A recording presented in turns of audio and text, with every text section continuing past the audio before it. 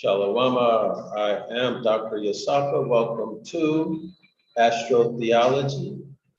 This is our 64th Astrotheology live stream presentation. So welcome, and give me a second to get some of the housekeeping done. All right, and make sure you call someone, text someone, let them know that we're about to do the Astrotheology live stream, okay?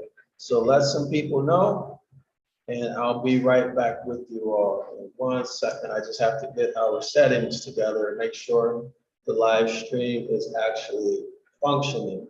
So give me a minute, please. One moment, all right? While I'm doing this, again, please call someone, text someone, tell them that we are about to begin the Astrotheology live stream today. All right. All right. So give me a second, y'all. I'm here, but I'm gonna be busy for just maybe 2-3 minutes while I get the settings together. All right. All right. So I'll be with y'all in 1 second. 1 minute. All right. So this is number, hold on. So we're going to work with numbers 5, 6, 7, and 8. Hopefully we can get through 9 also today, I hope. If not, we'll do it on the next live stream. But the good thing is that we have about 1.5 pages to complete Freemasonry.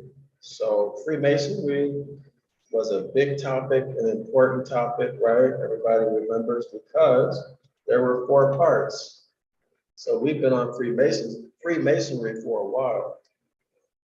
And I'm kind of happy to be in a position where we can complete this today.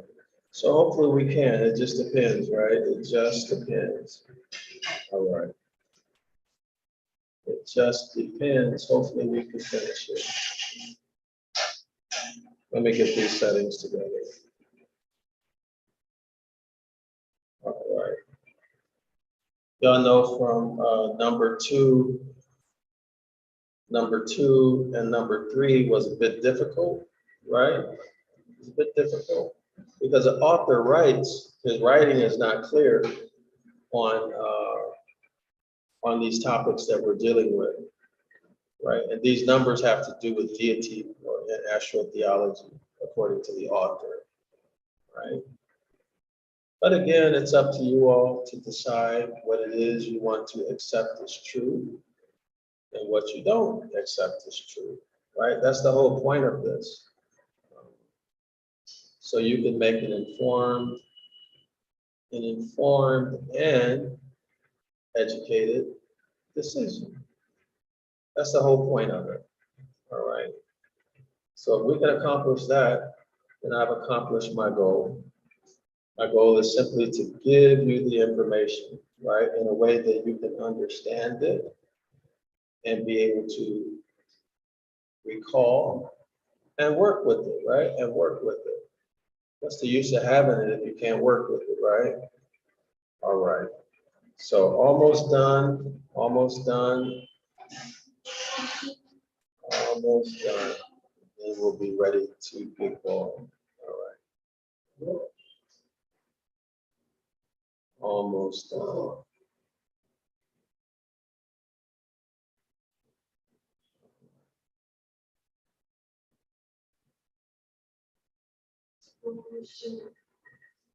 So there's a lot that goes into doing these live streams, especially depending on which platform you're using, or if you even use a platform, right? A lot that goes into it. So just be patient with me, because this is not something I can do ahead of time on this platform that I'm on. I cannot do it ahead of time. So it is what it is. This should be fun, y'all. This should be really fun. when we do this? All right, now let me check the sound. Give me 1 second. Let me check our sound. Give me 1 minute. Let me make sure that the video has sound, proper sound. All right, mic check, mic check.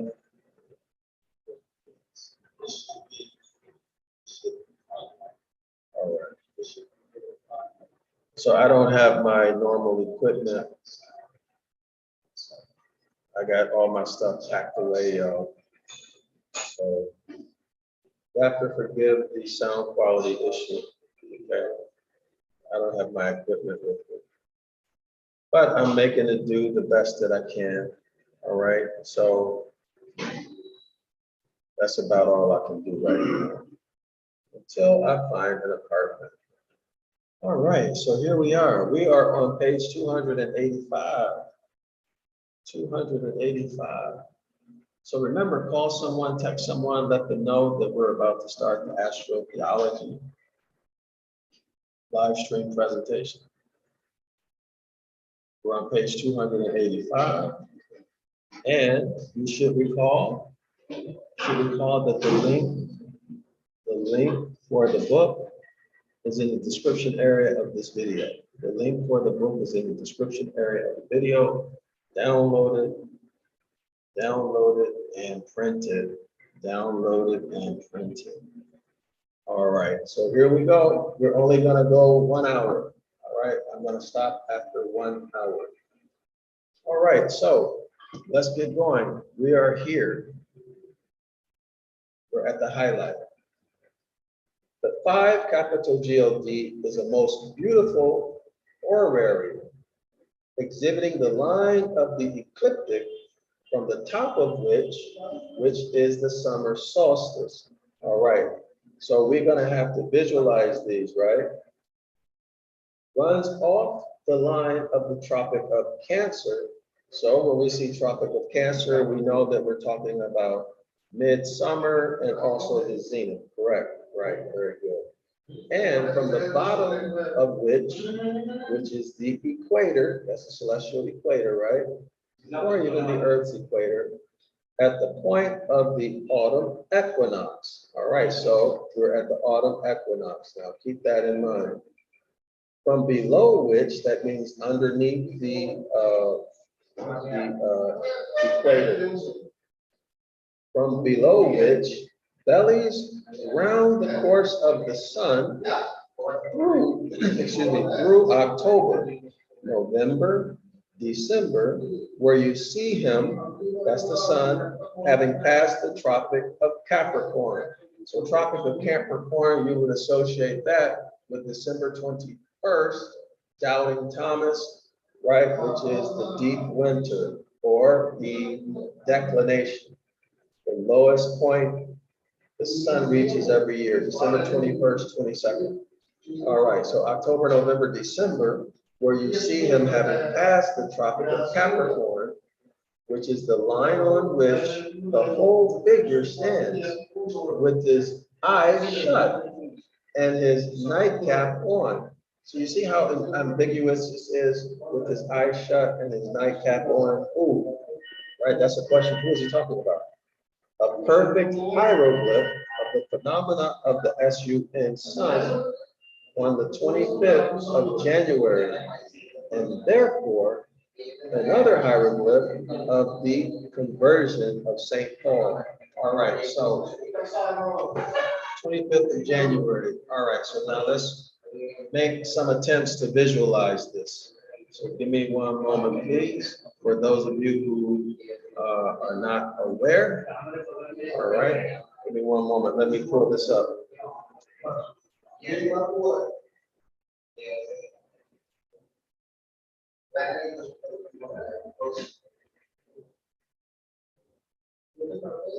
All right, so what do we have here? So these are not the ones I want. So these are celestial maps. That's not what I want. Let me do celestial damage.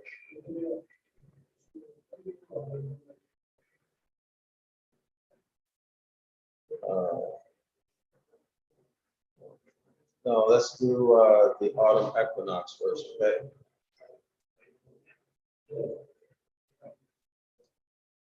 All right, let's get oriented in space and time. Let's get oriented in space and time. All right, so here we go. Let's see, what do we have here? What do we have? Okay, let's see, do I like this illustration? Let's see. All right, so here's the ecliptic. This is the sun. This is the sun's orbit. Y'all see that? All right, this is called the ecliptic right here, this line right here. So here is the summer solstice. Everybody see the summer solstice? So this would be the zenith taking place in midsummer. All right, now here is the vernal equinox right here. So this is the spring equinox. And all right, now over here, this is the autumn equinox that the author talked about. All right, so there we are with the autumn equinox. Now let's see if we can make sense of this. We're trying to find out how they made the number 5 stroke, the figure 5 stroke. That's the point of this. It has astronomical origin. All right. So now it reads, I'm gonna have to read this again. The 5 capital G-O-D is a most beautiful orrery. All right. So we went through that before. That's like a mechanical celestial globe, exhibiting the line of the ecliptic. So here is the line of the ecliptic. All right. From the top of which is the summer solstice. So here's the summer solstice. Okay, this is the top. All right. Now let's continue. Runs off the line of the Tropic of Cancer. So that Tropic of Cancer is going to be somewhere in here, y'all. It'll actually be on the earth, right? But it's projected out. So still same neighborhood, still same neighborhood. And from the bottom of which is the equator. So this is the celestial equator, this blue line here, celestial equator. All right. So let me see if I'm able to understand this. So we're going from the line of the ecliptic, the top, which is the summer solstice, runs off the line of the Tropic of Cancer. And from the bottom of the Tropic of Cancer, which is the equator, so that's here, right? So going from summer solstice to the equator, all right? At the point of the autumn equinox, from below which bellies round the course of the sun. Okay, so we're moving this way. So here's the autumn equinox. So let's see, if we go down to the equator and then go around. All right, I think I'm seeing it. All right, I think I see part of it. Okay. At the point of the autumn equinox, October, November, December, so that means we're going this way toward winter, right?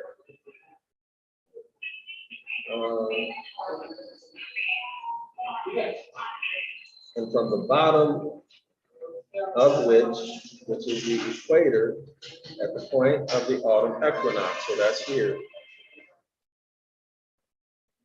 All right, from below which, so that would be below the equator, from below which bellies round the course of the sun. All right, so here we are.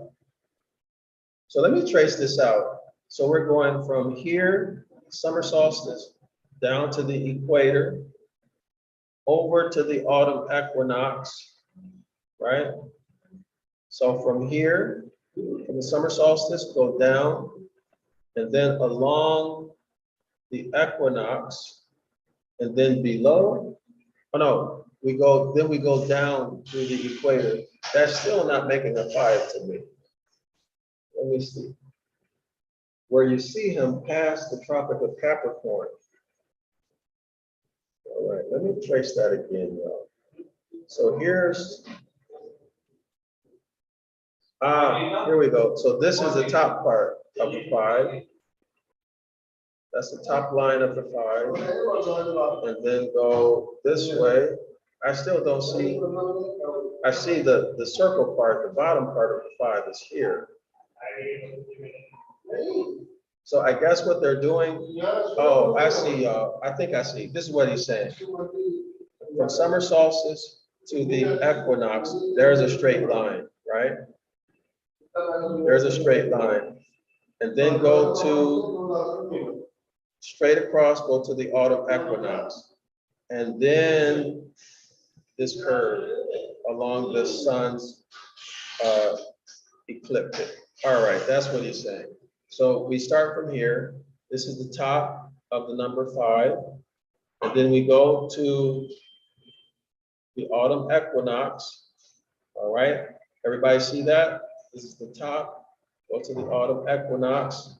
And now we go this way along the sun's ecliptic. All right, so let me see if I can rotate this image so you can see it. Better yet, let me know, y'all, let me know in the comment section if you can see, if you're able to see this image, okay? So starting with the summer solstice, this is the top of the 5. Going down to the autumn equinox, and then, all right, this hook, that's the 5. So this is going to stop on January 25th, which is St. Paul's conversion. So let me check to see if there's any comments. Let me know, put a 1 in the comment section if y'all can see that number 5. Give me 1 second. Put a 1 in the comments if you're able to see the number 5, okay? All right. So I think that was easier than what I thought it would be. All right, let's continue. The 6 capital G-O-D. Oops, hold on. The 6 capital G-O-D. So this book is a hard read, y'all. Very, very hard read. All right, so here we are here. Highlight. The 6 capital G-O-D, the kingdom of heaven. So 6 is the number 6 is the kingdom of heaven, is open to all believers. You have the sun, sun's full and open disk standing upon the line of the equator. All right, so let's go ahead and show that.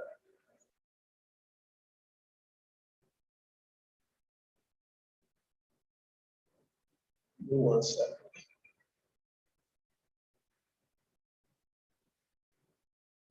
Let's see if we can visualize this.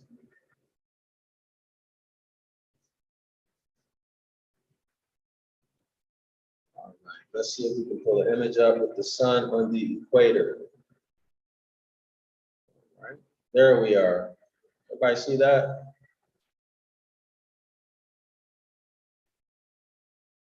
The sun is at the level of the equator. This is the full sun disk right here. All right, this is the ecliptic. All right, so let's continue. The 6 capital G-O-D, the kingdom of heaven, is open to all believers. You have the sun's full and open disk standing upon the line of the equator, whirling himself into rotundity upon his own axis. And by the third, by that whirl, throwing off from his own body the mighty bulk of his reign through the summer months, where you see him as an elegant little spark, just having turned the Tropic of Cancer. So Tropic of Cancer, that's the zenith, right? Midsummer. On the 2nd day of July, come to pay his addresses to his intended wife, the Virgin of August, so that's Virgo, the Lamb's wife, Mrs. Lamb's, that is to be, and here it is, on none other than the 2nd of August, or the 2nd day of August. The church fixes the festival of the visitation of the Virgin Mary. All right, I'm gonna go back so y'all can see that. So, all right, I think the 6 is coming from here. Y'all see the circle? See the circle of the sun? Okay, and now this line right here is orbit. That's where they get the 6. This is number 6. Y'all see it? At least this is what I can see the author is talking about. I see a number 6 here. You follow the cursor, the sun, and then this swirl right here. Here's the world or the swirl. That's the number 6. All right, let's go back to the paragraph. All right, so this is what I just read. This paragraph right here. All right, so what are we dealing with in this paragraph? Again, we're dealing with the number 6, which is the kingdom of heaven. It's open to all believers, right? We just explained how the sun is the number 6. So I'm not going to go through that. But that's all we need to do about that, all right? Okay, so let's continue. Let's continue to the 7 capital God, which is this paragraph right here. All right, the 7 capital God, i.e. the God of Sabaoth. Let's spell it. S-A-B-A-O-T-H.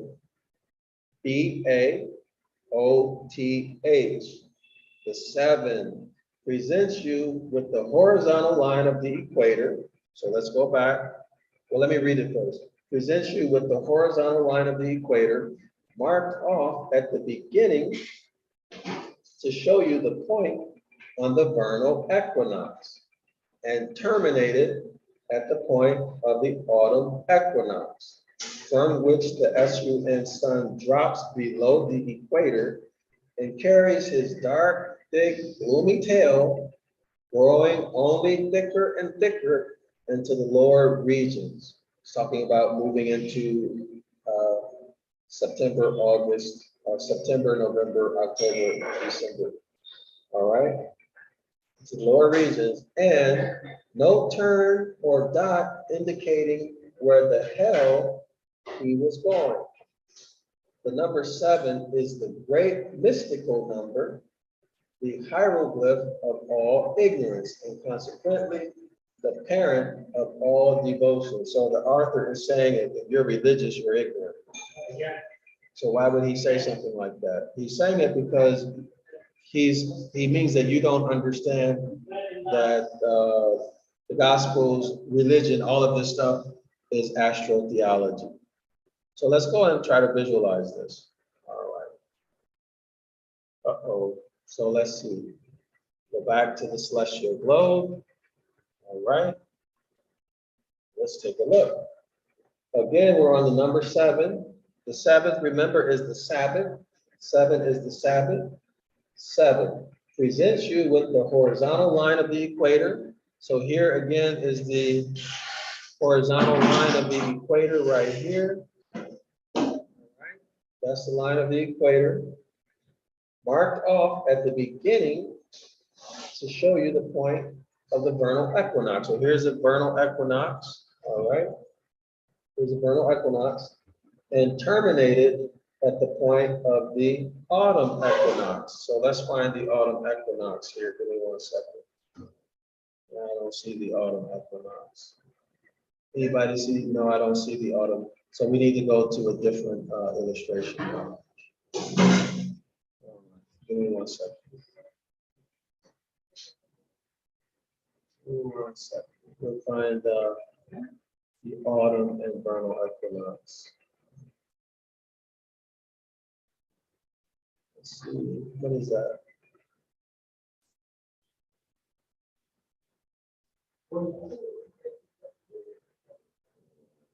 Special equator. Oh, I don't like this one. That was a bit too confusing. So let's see, what is this one? 1 second. What is this one? All right, here we go. All right. So here we are, the celestial equator, right? And here's the vernal equinox. Vernal equinox is spring. Oh, so here's the 7. So here's the 7. Y'all see, starting here, going to the spring equinox, and then going across to autumn equinox. That's the number 7 right there. Everybody see that? That's the number 7. That is the number 7. All right, so that was pretty easy. Let's continue. Let's continue. All right, so where are we now? Okay, so the author is saying that if you, let me read this again, it's kind of funny. It says the 7, or the number 7, presents you with the horizontal line of the equator marked off at the beginning to show you the point of the vernal equinox, right? That spring equinox. It terminated and terminated at the point of the autumn equinox. So we showed you that that makes it number 7, from which the sun sun drops below the equator, right? We know in autumn the sun will drop below the celestial equator, moving toward winter, right? And carries his dark, thick, gloomy tail, growing only thicker and thicker into the lower regions. So why lower regions? Because on December 21st and 22nd, the sun achieves its lowest point in the sky. All right, and again, that is St. Thomas. St. Thomas Day. All right, let's continue. Let's continue. The author continues, growing only thicker and thicker into the lower regions, that's going toward December, right? And no turn or dot indicating where the hell he was going. So it's just 2 straight lines for the summer. That's what he means. 7 is the great mystical number. 7, Sabbath, is a great mystical number. The hieroglyph of all ignorance. So 7 is the hieroglyph of all ignorance, according to the author, and consequently the parent of all devotion. All right, so what do y'all think about that if we keep in the Sabbath? You agree with him, or are you offended? All right, so we just have a little bit more to go and we can finish this. All right, let's go next paragraph. It being a universal law that men never consider anything so sacred as that which they know nothing about. Remember the 7, remember the 7 to keep it holy. Remember the Sabbath to keep it holy. You don't know anything about it, but you are worshiping it. Therefore, according to the author, you're a fool, and 7 is the great mystical number for idiots. For idiots, right? People who are involved in religion. I'm just telling you what the author is saying. Next paragraph. The 8, the number 8, capital G-O-D, is the summer and the winter sun. So summer would be the sun at zenith, that's the Christ, and winter sun is Satan the devil. Meeting together, the one above, the other below the line of the equator, precisely at the point of the autumn equinox, making that cross at which the justice of capital G-O-D is satisfied. So that's going to be where? That's going to be the scales of Libra, right? September, October. By pouring forth of the fierceness of his wrath into the cup of salvation. So we showed that many videos ago. We showed the cup of salvation. It's associated with wine making, right? Wine making. All right, and in which reconciliation or coming together, quote, mercy and truth are met together. Righteousness and peace have kissed each other, end quote. That kissing annually takes place as then it did upon the pretty lips of the Virgin of August, that's Virgo, which is the 8th month of the year. Y'all got that? Virgo is the eighth month of the year. We're talking about the number 8. Through, though more accurately defined by St. Luke as the Virgin of the 6th month, when March is considered as the fire. So I don't have a clue what he's talking about, where he says, though more accurately defined by St. Luke as the Virgin of the 6th month. when March is considered as the fire? I don't know. Unless that fire has to do with the sun rising up and you being able to feel its heat and warmth in spring again. Other than that, I don't have a clue what he's talking about. All right, let's continue. Number 9. The 9, capital G-O-D, is the S-U-N, sun, standing with an open and tranquil disk, upon the equator. So we saw that image. Let's look at it again if we can find it. All right, and then, so here we are. Here we are, the sun standing on the equator, from which he throws off his substance by a voluntary suicide to go and redeem the lost sheep of the house of Israel. So it looks like the sun is here and he's going this way. I see a number 9 there. Y'all see that? Number 9? All right. Or it continues. Let me go back. That was pretty simple, if I understood it correctly. Give me 1 second, go back to the PDF. All right. So we are here. All right. For he only laid down his life that he might take it again. And to those who love his appearing, shall he appear the second time, and I hope many times without sin unto salvation. All right, so the author here is being sarcastic. Let's continue, finish this chapter. As there he stands, that's the sun, like a scale or steelyard, the ball at the upper end, vainly endeavoring to bear up the weight which pulls it below the balance of the equator. 9, so I showed y'all the 9. The unequivocal hieroglyph of the 9th month and the last of the reign of the Prince of Princes. The O, capital G-O-D, is the S-U-N, sun itself, or the whole circling year. So that would be the whole circle of the ecliptic. Placed at the end of all numbers to multiply them by 10, that is, to recall the whole to itself. Y'all got that? Multiply any number by 0, it's going to be 0. All right. Our English word year, to which the letter R at the end is superfluous.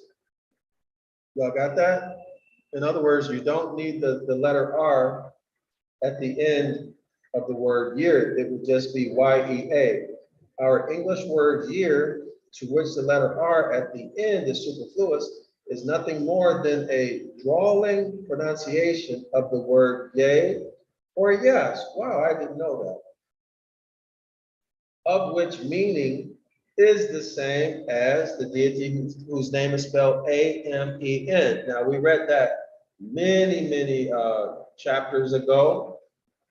All right, we went through all of the deities whose name is spelled A-M-M-O-N, A-M-E-N, so on and so forth. So go back and check that out. It means yes. And the derivation, the same as that of the name. This is the deity whose name is spelled Y-E-S-U-S, or everybody knows J-E-S-U-S. All right. So let's continue.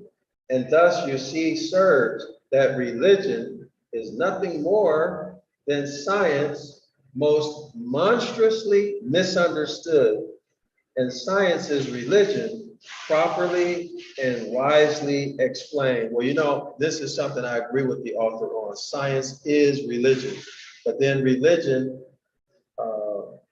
is also science, very distorted, right? Science is also these days very distorted. All right, now remember, this book was written in, this sermon was given in 1831, but they didn't know anything about science at that time. I'm talking about the hybrid troglodytes. All right, but I think this author is a Moor, but I'm not sure. But anyway, you see the point. You must be aware of doctrine in religion and science, all right? So, according to the author, science is religion, properly and wisely explained. If I have not yet done it, I shall develop that sun sun worship obscured by the wintry mists of religious ignorance, that the true hell upon earth is the secret of all sacred scriptures and of all righteous and mysterious associations. So I got to see this, y'all. Y'all hear what he just said? Did y'all hear what he just said? Let me read it again. The highlighted here. The highlight. He says, if I have not yet done it, I shall develop that the sun, sun worship, that would be the tetragrammaton. This would be the son of capital God, all of these deities, all of them. That sun worship, obscured by the wintry mist of religious ignorance. So as soon as we see wintry mist, we should be thinking astronomically, right? So this automatically tells us what? That hell is December 21st, 22nd, the deepest part of winter. All right. That the true hell upon earth is the secret of all sacred scriptures. The true hell upon earth is the secret of all sacred scriptures and of all religious and mysterious associations. So I want to see what this true hell is. I think I know what it is. Anyway, that's the end of the lecture on Freemasonry. So thank you very much for spending your evening with us. Let me take you through. Be sure, by the way, thank you for everyone who has subscribed to 101 Ancient Ibaryath. This is an amazing online streaming course. You can do it at home or wherever you are. It's really, really amazing. This is going to teach you our ancient language. It's going to help you reclaim our heritage, all right? Our Yasharala or Israelite heritage. You should really, really subscribe to this. It's only $10 per month, cancel anytime, no contract. You'll be able to do, if you study, you'll be able to do the things that the author is doing. So you can read through this on your own time. But by the way, if you want to support me, I'm Dr. Dryasapa. If you like the work that I'm doing with Ibaryath, if you like the work that I'm doing with astrotheology and you want it to continue, consider subscribing, okay, to 101 Ancient Ibaryath. The link is in the description area of this video. As a matter of fact, let me show you. So if you like this content, all right, if you like the content, consider subscribing. All right, so here's the link. Here's the link for 101 Ancient Ibaryath. Here's the link for our 506 The Curses course every Saturday at 10 a.m. Eastern Standard Time. Here's the link. Everybody is invited. You don't have to pay. All right, let's see what else. All right, and then, of course, if you want to support us financially, you can buy our books, or you can send the Cash App donation, right? $sign Dr. Dryasapa, or you can send a donation by PayPal. All right, so we have 7 books here, a recommended book list. Okay, so all of the links are provided. If you want to support us by buying a book, which is going to increase your education, it's going to help you reclaim your heritage, which is Ancient Ibaryath. All right, so go ahead and do that. And here is the link for the Devil's Pulpit. All right, so here it is. You can click on this link and download the PDF yourself. Finally, everybody should order 911 Ibaryath Rescue, Ancient Phoenician Paleo Hebrew International Version. So this is the only book that I would like for you to buy on Amazon. All of our other books, buy them on zionlawschool.org. All right, so you see this is not on sale anymore. All right, so thank you again, everyone, for spending your evening with us. And I'll be back tomorrow around the same time for let's see, what's the next chapter? Oh, we have to do the erratum. So we got to do the erratum, okay? And then we'll start the Holy Ghost. That's going to be good. Let me show you. That should be good. That should be good. So here's the erratum. You see, it's short, right? It's short. Hopefully, we can do it, and then move right into the Holy Ghost. Y'all see the Holy Ghost? Yeah, I want to get into this. The Holy Ghost. That should be interesting, right? That should be really interesting. All right, scholars. I'm Dr. Dryasapa from Zion Law School. Thanks again for spending your evening with me. I hope you enjoyed this presentation. It was kind of fast, kind of easy, right? It wasn't complicated. All right. So you all have a good afternoon. I'm going to go to bed. It is, what time is it here? It's 1:20 in the morning here. So Shalom and Islam to all of the Moors. Good night and good day wherever you are in the world.